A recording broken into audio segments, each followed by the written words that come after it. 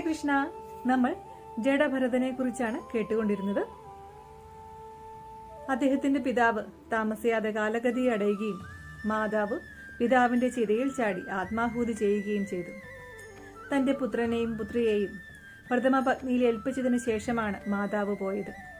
പൊട്ടനും പോഴനുമായ ഒരു കഴുതിയാണെന്ന് കരുതി ജ്യേഷ്ഠന്മാർ അദ്ദേഹത്തെ ഉപദ്രവിക്കാൻ തുടങ്ങി. എന്നിട്ടും പരാതിയോ പരിഭവമോ ഇല്ലാതെ അദ്ദേഹം അതെല്ലാം സഹിച്ചു. അധികം താമസിയാതെ ജ്യേഷ്ഠന്മാർ അവനൊരു ജോലി കൊടുത്തു, ധാന്യവയലിലെ കാവൽക്കാരനായിട്ട്. വല്ലപ്പോഴും ആഹാരം കൊണ്ട് കൊടുക്കും.